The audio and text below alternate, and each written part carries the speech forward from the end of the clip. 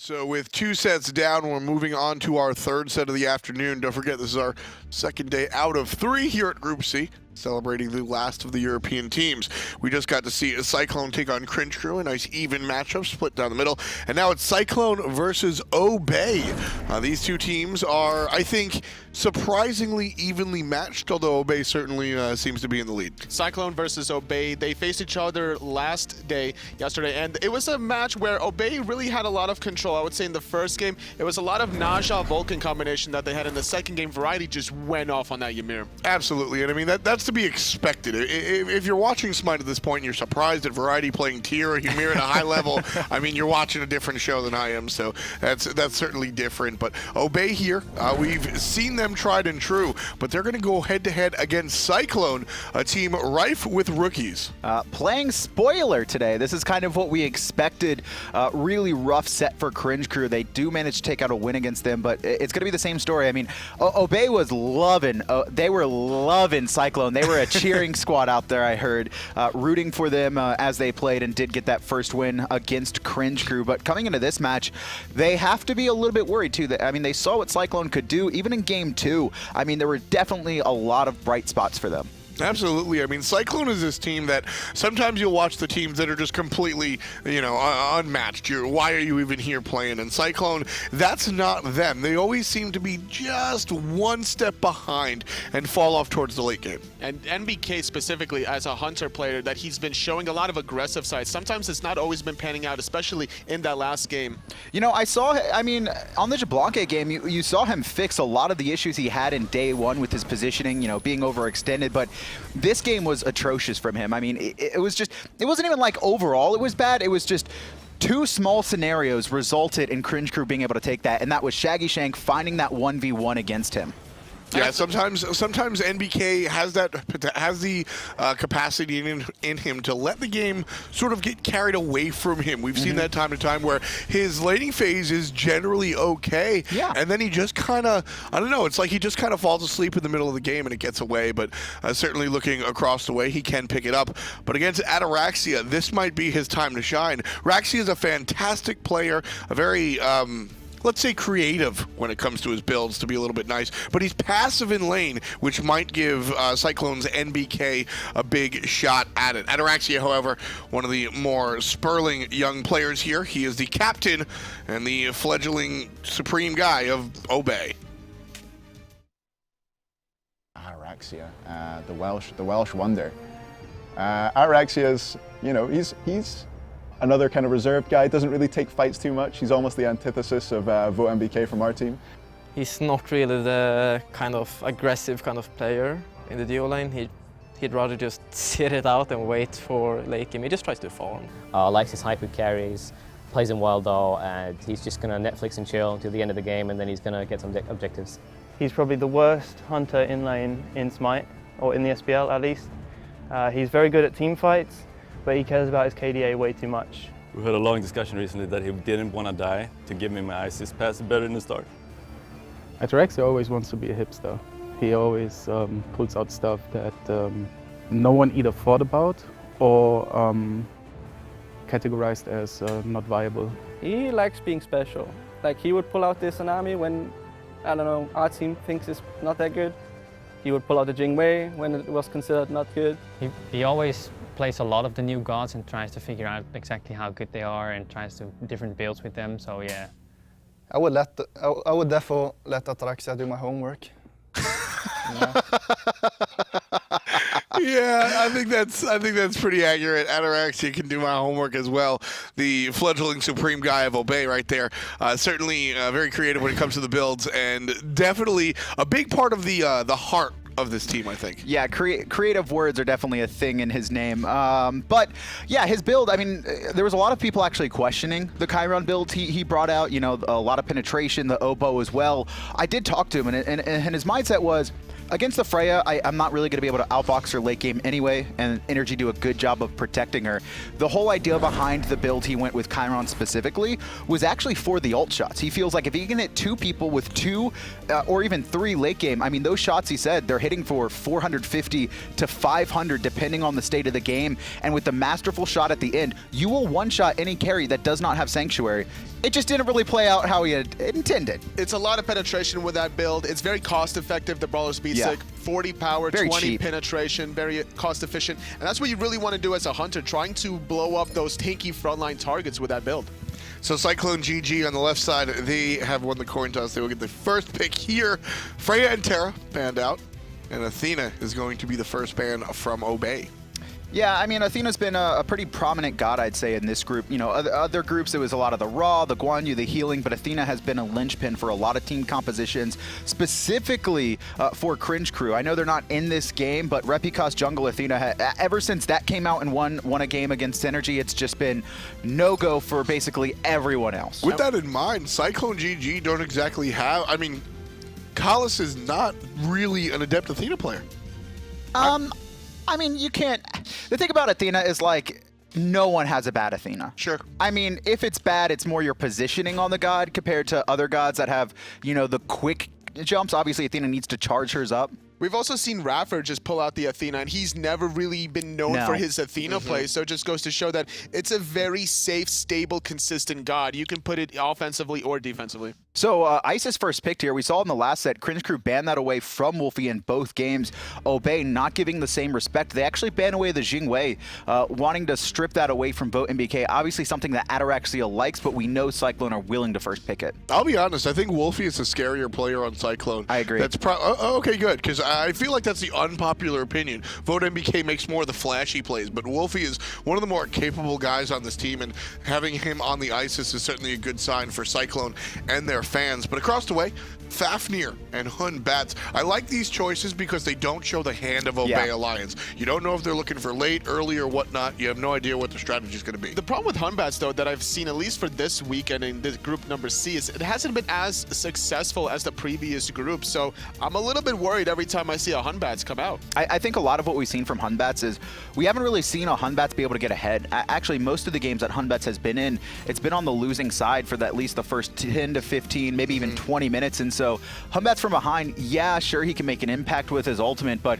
the damage is significantly lacking, so you're not able to see those big highlight plays that you know Batz can make. It's about crafting the correct composition around Batz. You've got the Fafnir and the Batz. Now you need to bring out the damage, which is exactly what Cyclone are going to have to do in their second half as well. Thor, Geb, Isis, a lot of setup utility, but we need some straight damage. This is an improvement from day number one. We criticized Cyclone over and over in day one, where they had the damage, they didn't have the crowd control. Well, they certainly bringing out there with their first 3 picks, and Obey responding with a lot of sustain with that Raw. We've seen just him being able to impact the game so strongly. This is actually a very Season 1-esque composition. The Isis and Thor obviously have always been very dominant in early game scenarios, especially last season, but it's kind of fallen off. Not a lot of people have, you know, gone to the Thor, but it's still so much pressure, and it's just that ranged poke that Cyclone's going to have in the mid jungle. The Isis Spirit Ball after a wall from Thor, double tap guaranteed follow-up.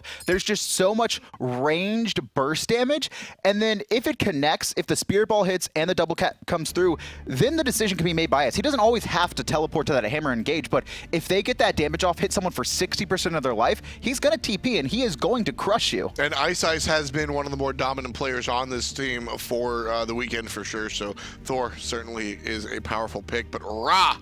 Obey has had this choice banned away from them for a while. Day number 1, rather. PrettyPriMe put on a clinic on the Chicken Man, and now he's going to have the opportunity a second time to play him. This is a scary situation for Cyclone to be in. The problem is, who's going to set him up right now? The Batz ultimate has to be used to try to get the Searing Pain off. Maybe a Wrath could be used early on. Fafnir would have to communicate, like, I'm going to stun this target, and you have to be point blank if you're PrettyPriMe to hit that. The Fafnir is never, you know, if you have this big ult damage coming out of the mid lane, you never want a Fafnir having to be the only setup.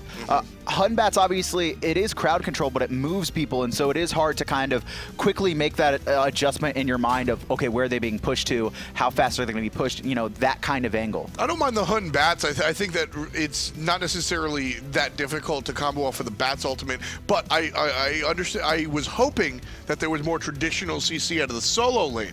However, the tier, I think, having the Batz and the tier as your CC, that's going to make life difficult for the Ra, because there is no straight up just, all right, now you're stunned. And it's not even about setting up the Ra with the Hunbats in tier Right. at this point. This point, for Obey, it's about the Hunbats forcing the purifications early on in the team fight, and then we're going to see an aggressive play coming out of the tier where he's going to try to take advantage of whoever it was that the purification is down for. I mean, this is variety, right? This is, we know what to expect out of this solo lane. Tier is going to come in, he's going to build aggressively, and he's going to try to murder the people that he's going up against. It's not really about the control. Oh, it actually was locked in.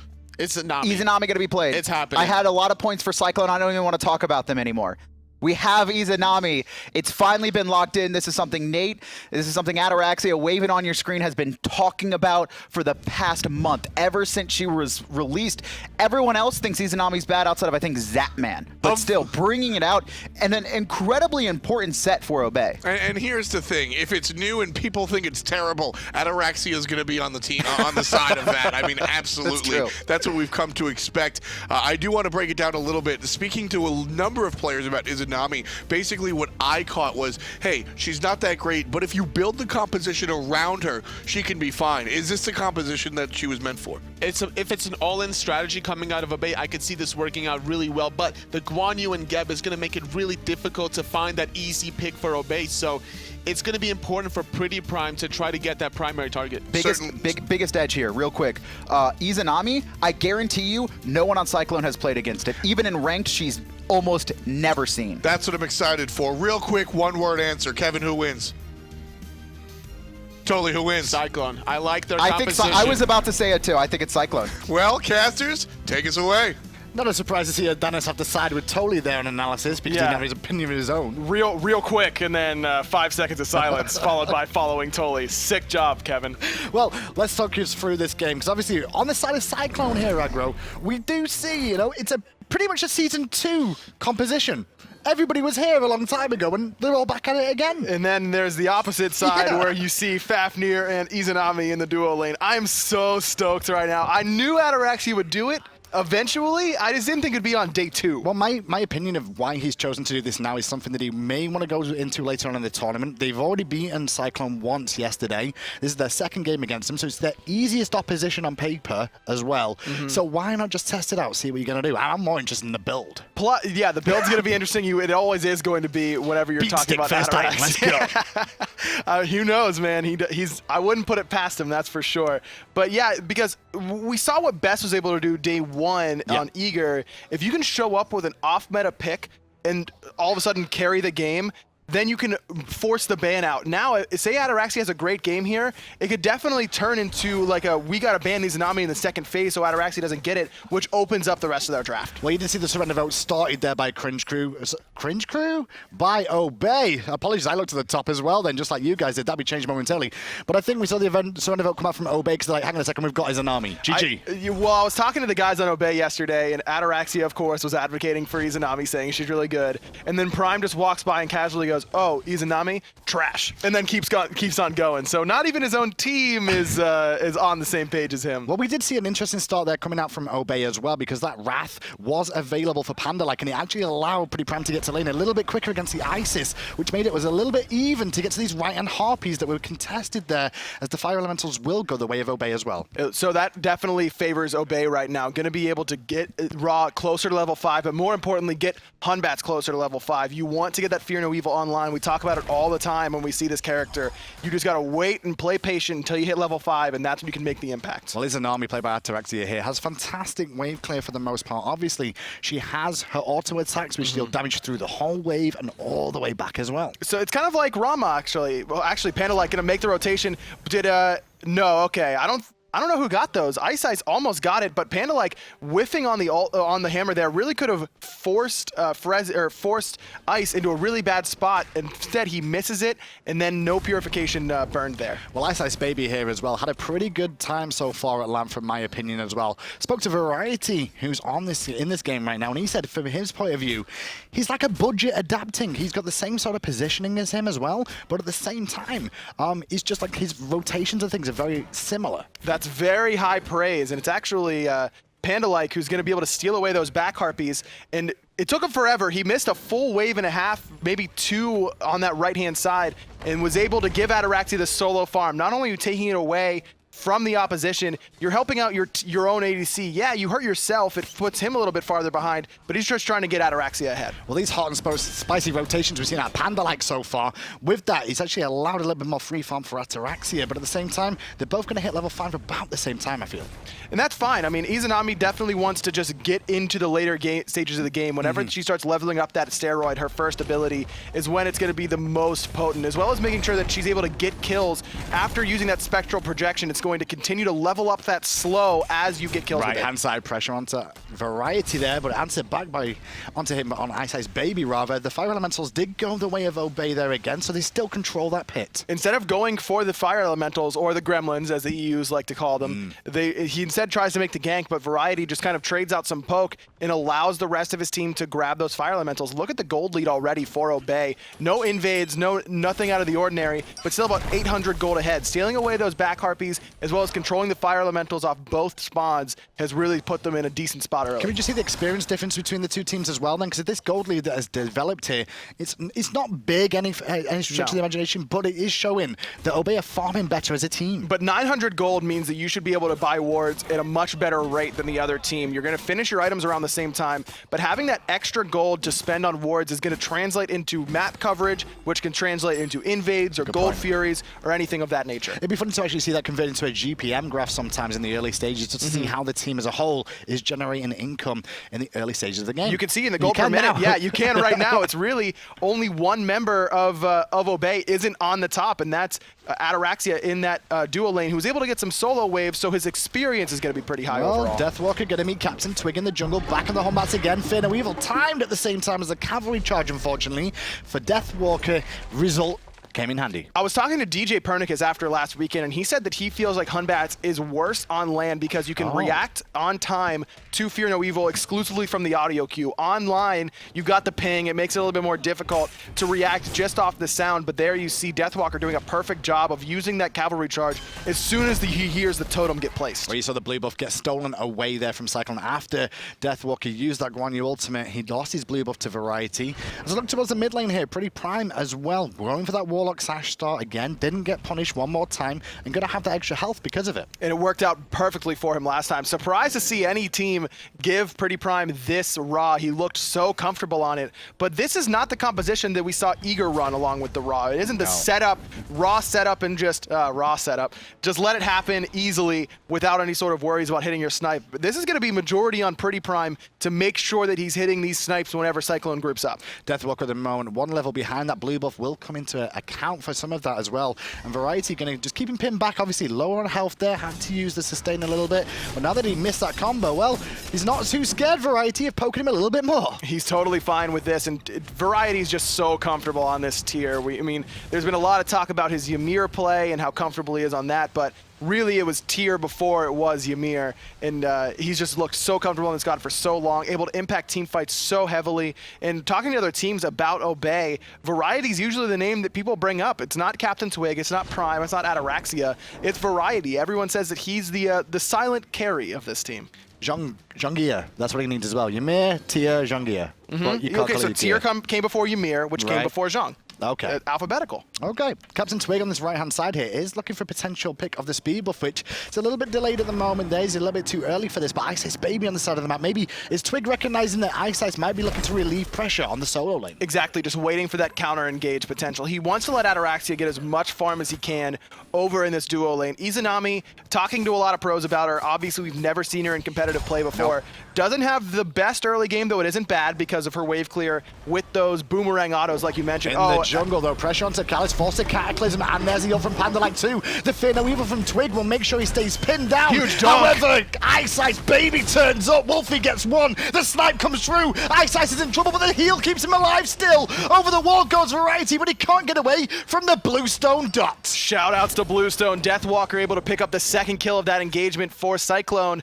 Great counter engage from iceicebabyy, dunking down. Would have liked to see the Isis ultimate right away. Was a little bit delayed, but they still are able to pick up CaptainTwig after he blows a purification, and then Great rotation coming in from Deathwalker. The snipes from VoteNBK were good as well. The rotation, the biggest key there for me. Obviously, the ult from Ice was great, but if he doesn't get the rotation from his team and the support, it wouldn't have looked that clean, and he probably would have fallen down there. Instead, even with VoteNBK coming in with those snipes too, allowed them to pick up and get an advantage. It was just perfect. Now Variety is going to actually force out the purification, and he's still dead. Look at his face, man. He knows not it. happy there. He just hands in head. No, That's terrible not time. what you want. Up against the tier as well. You do not want to fade your tier, and he's got 2 kills already. Level 10 right now, up about 600 gold. We saw how he was able to push Deathwalker underneath that tower, continue the pressure, and this is going to be yet another blue buff taken away from Deathwalker. Just abusing the situation a little bit more there. Interesting to see VoteNBK being given this red buff early on in the Hunter role. I guess he's going to be looking to box his Izanami in the early stages then. He must be, because red buff on Isis at this stage feels very, very effective. This is still the point in the game where Isis is going to be one of the strongest mid lane mages that you could possibly select. So giving that red buff over to VoteNBK tells me that he wants to fight in lane. Also, the fact that he's VoteNBK tells me that he wants to fight in lane. That's what he likes to do. For sure. Warlock Slash is finished now for PrettyPriMe in the mid lane as well. However, Divine Ruin online for Wlfy early on the Isis. We've been talking about that quite a bit just lately. Love the pickup here early. Your base damage is so high on Isis that you aren't going to be looking for something like Bancroft's Talon would have been nice here. Pythags could have been okay, though you only got the Geb to really benefit from that passive. I really like the Divine Ruin pickup here. Just be that utility mage that Isis excels at being. And he does have a bit of experience there as well, but look at that. A little bit of a trade there going on. PanDALIKE got at least one of those fire imps, but now the rotation's hit. Callus with a blink cataclysm, and now Twig is going to get hit by a Spirit Ball too. Variety to the backline with a Fearless, but the Fear that Weaver, the silence comes into play as well. Good snipe. Only hits onto Wlfy really, but Wlfy gets a good shield coming out too. The heals coming through as Deathwalker picks up Twig. Now Wlfy running for his life with Deathwalker. PanDALIKE trying to cut off the option. VoteNBK is actually going to get the kill on Ataraxia in the duo lane. Everyone's going to get out for Cyclone. Izanami, more like Izanami. That's what VoteNBK just said then. Made sure he picked up the kill. That red buff came into play as everybody else is still in the solo lane. So kills on both sides of the map for Cyclone there, and that fight from Wlfy was perfect. I mean, the blink cataclysm from Callus was beautiful because iceicebabyy still did not have his purification up, and you knew CaptainTwig was looking for the Fear No Evil. So instead, Callus pushes forward, blinks in, uses the cataclysm, interrupts the Fear No Evil. It comes out, and then Variety is going to Fearless Ice back into the team until the silence from Wlfy was perfectly timed. Ice is able to get up into the air, get out. The snipe from Prime was good, but not quite good enough to secure the kill. And all while that was going on, because the Hunters were left alone, VoteNBK wanted to take a fight there. He had a full Igval online, whereas Ataraxia was working towards this Chins that he's now finished after that death. So the power spike may change now in that lane a little bit. I think VoteNBK will fall back now happy with the result of that first one. I say that, but it is VoteNBK. But it's still VoteNBK, so I expect he'll be going hard no matter what. Here's the blink in. There's the ult. Perfect snipe, but the shield's going to be enough for now. The silence hit PanDALIKE to slow him down. He's still looking for the hammer time, and he gets it. Lawbringer over the wall. We are the law, says Variety. He takes out the mid laner. iceicebabyy falls back as well, and the boys of Obey get the pick and go straight for the speed buff. Not a whole lot of setup for PrettyPriMe, but he doesn't care, man. He's been on point with these snipes thus far. Another kill and another buff taken away. You can see Cyclone's actually in the lead in kills, but the gold tells a completely different story. 1,000 gold lead right now for Obey. Surprising from Ataraxia there that he made the rotation and not VoteNBK. A little bit worried about VoteNBK making that rotation like last time and making an influence. He made sure he came over early, but he did lose a wave of experience and gold for that. Exactly. Going to drop this red buff for his mid laner now. Gonna go for the, gonna try and pick up the rest of this wave. Actually, that big creep helping him out a little bit. He's only gonna miss one creep because of that rotation, so not all bad for Ataraxia. Those just came into play. It's not like he could predict that, but that worked out great for himself. Deathwalker in the solo lane, level 12, now up against Variety's level 13.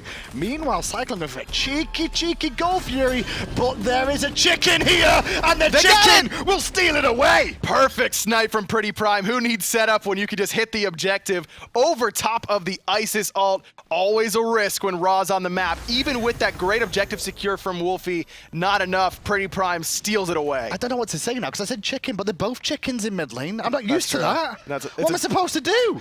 I guess if I just say chicken, people will work out which one I'm talking about based on who dies and lives, right? It's a chicken eat chicken world out there, man. Man, it's a rough one.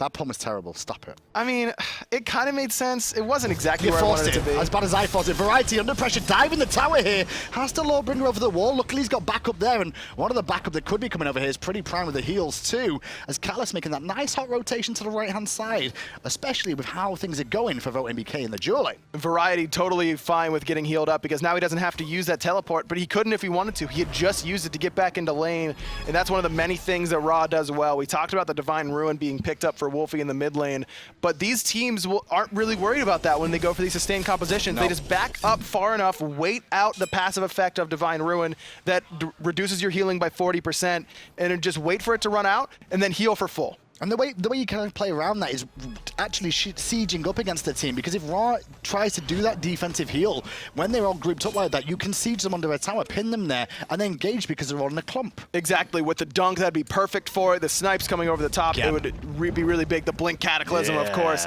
would be a huge play, but Obey's got to be wary of that. They've got to know where Thor is at all times and trying to keep Geb in combat. You know, if you can put 4 people into the heal and just have Ataraxia poking them away with those little sickles, that would really stop the engage potential from Cyclone. Well, that Gold Fury that was stolen away by Obey was very, very important for them there. They were 1,000 gold ahead. Cyclone would have just pushed into the lead again to keep this game even, but now it's like Cyclone may have had their heads drop a little bit after that one. That small mistake has given them more of a mountain to climb. But Cyclone's done a great job of bouncing back after disappointment. Great Blink double! Is Fearless! Right, he's going in, and he's got support from his boys. Lawbringer for one target, the rest of the team chase the other. Baby will try to go to the sky, but Bluestone Pendant and a couple of hint hands will stop that. PrettyPriMe just out of range for the ultimate, but what a play by Variety. Comes out of nowhere with the Blink double Fearless. This is why you don't give Variety tier, man. He just does too much with it. Credit to Obey as a whole there, because the communication would have been good. He knew Twig was coming in as well.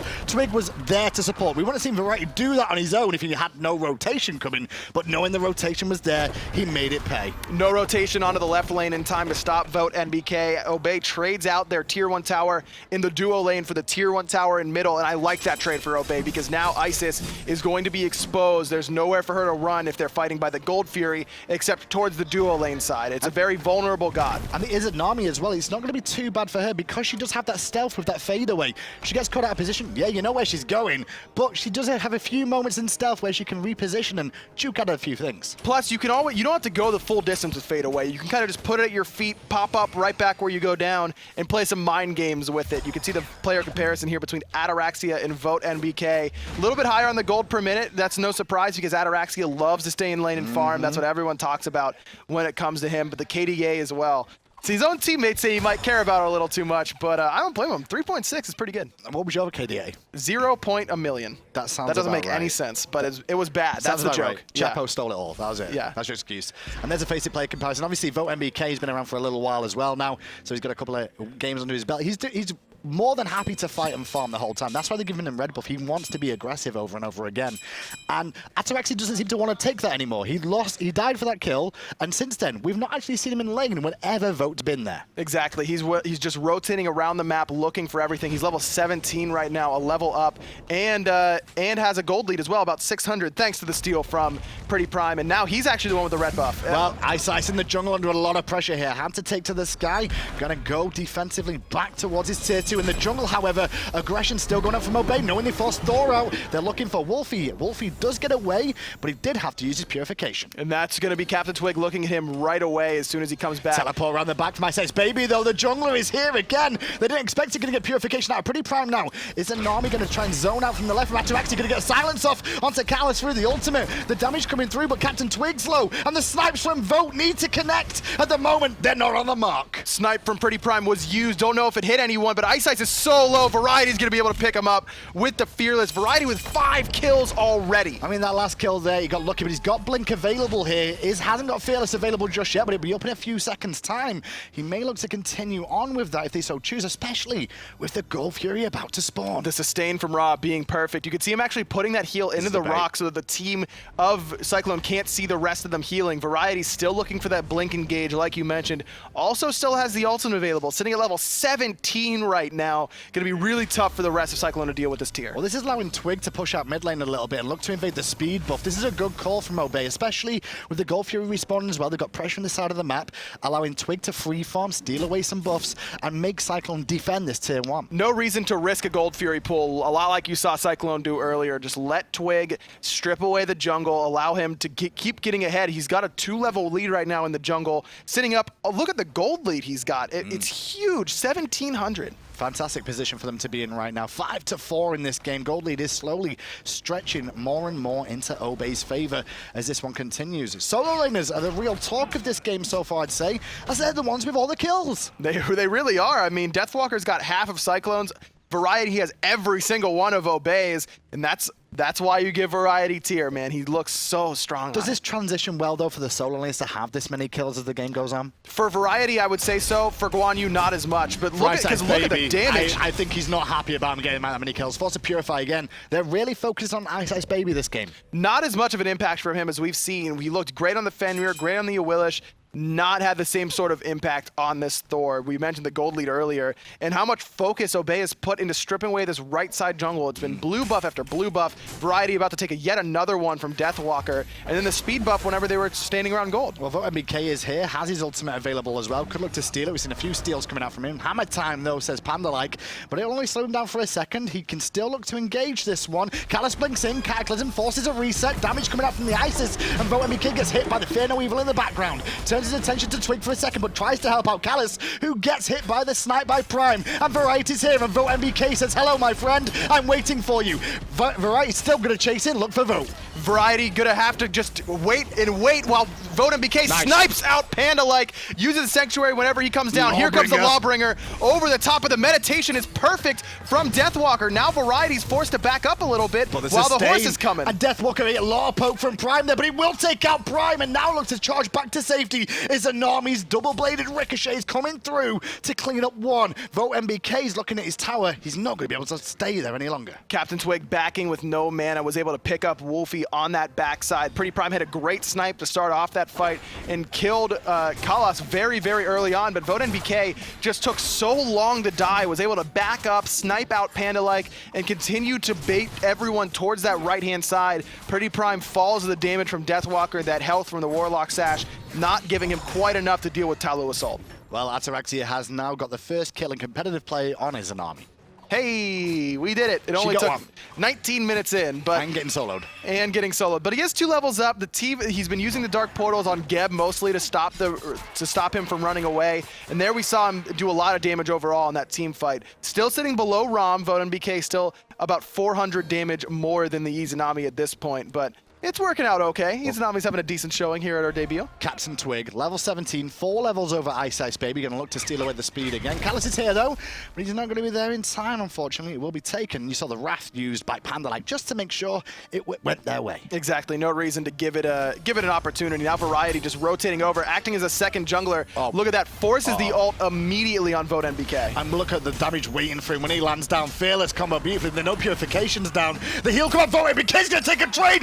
Did not see that coming. Vote's here to play. Bad news is, though, there's a dwarf behind him. What an unbelievable play by Vote. Yeah, he's going to die, but crazy play. Dashing in, so aggressive. PrettyPriMe waited so long to use that snipe. He got Fearless up into the wall. Why not use it then? That's true. Maybe he didn't know about the purification being done like we did at home. Meanwhile, on the right-hand side, CaptainTwig, the blink and Fearless, looking for iceicebabyy. Very low, but he will escape for now. Twig's going to go aggressive on Deathwalker there, but it's a full minion wave.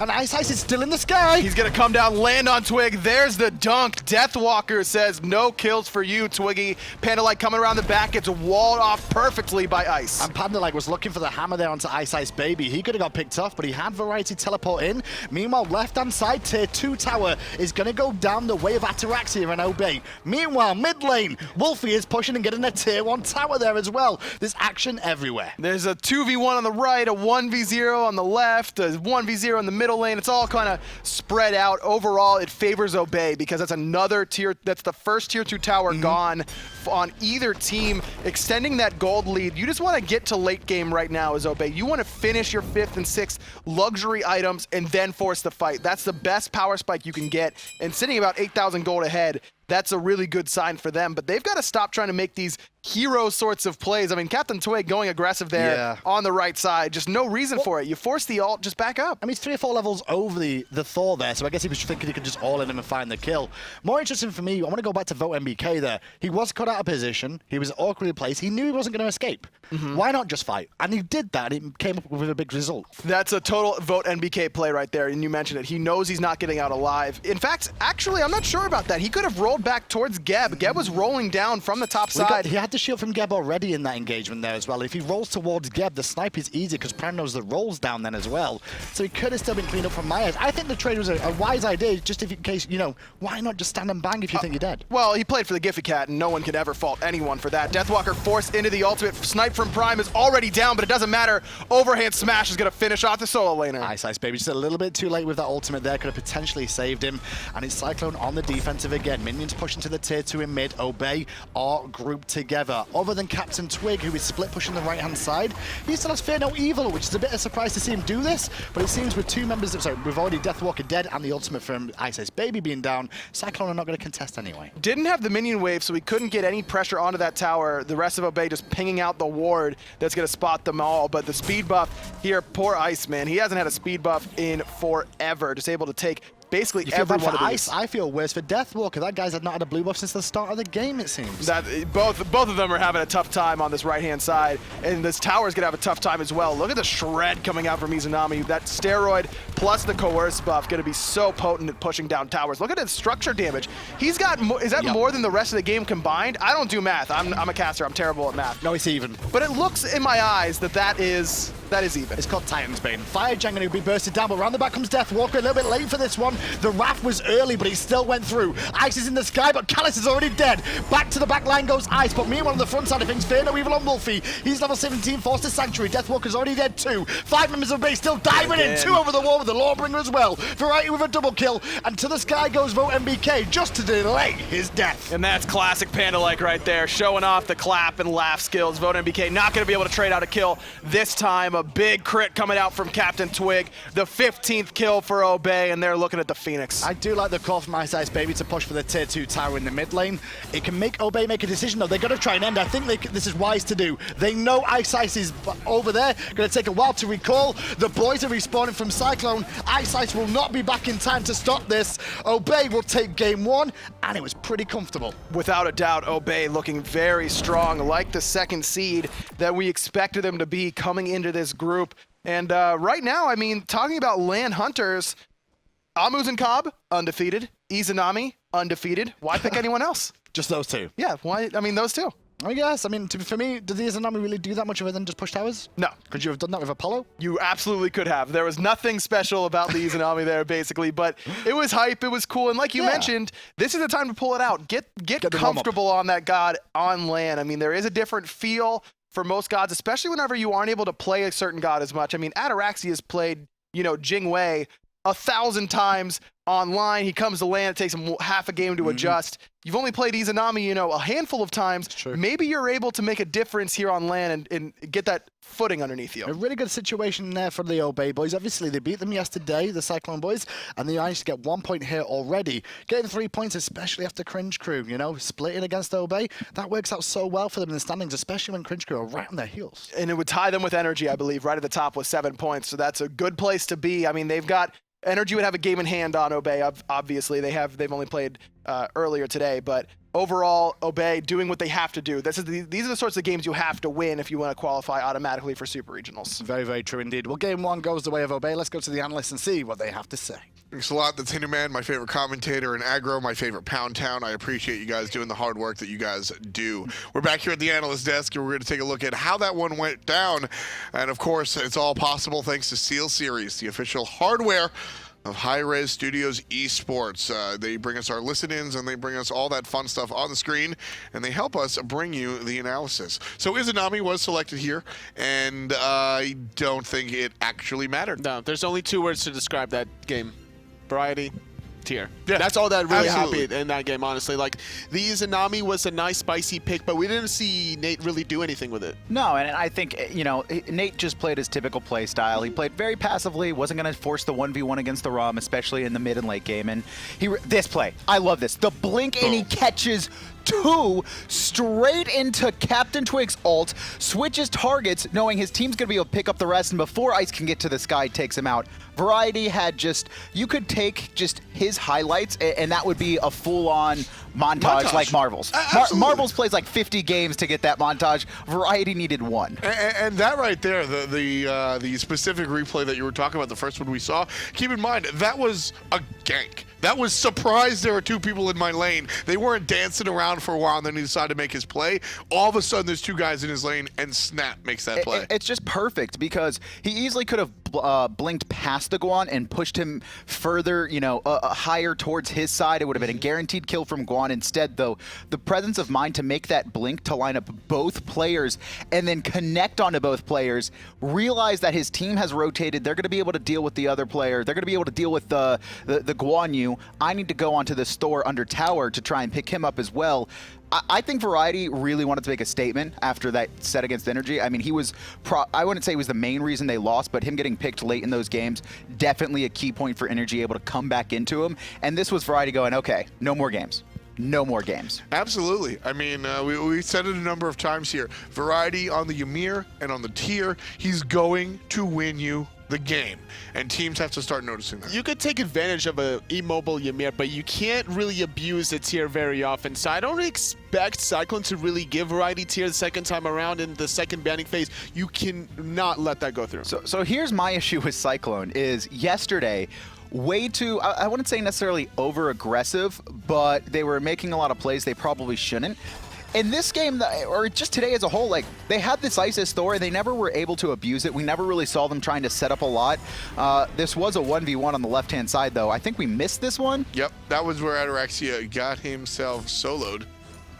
It was a nice little roll after the ult. He didn't hit the 3rd shot, but it didn't matter. Diving under the tier, well, not even diving under the tier 2, he found the 2nd shot that he needed to. And that just goes to show that it doesn't matter really what you do in the dueling when you have a better team presence of mind. Like, all of Obey have just been playing lights out, I would say. Look at this play. This is a lot of fun. It's a 2-on-1. VoteNBK knows he's toasted because big man tiers here, but he rolls forward just to take care of PrettyPriMe before he falls. I mean, the get was there too, and I mean, look at that. Cal's like, good luck on your own. I'm not saying they could have saved him there, but that would have been a 3v2, I think, in their favor. But again, you know, yesterday it was a lot of doing too much and kind of splitting up. This time, I just feel like Cyclone are holding back a little bit too much. It's like they couldn't find the balance they needed for day 2.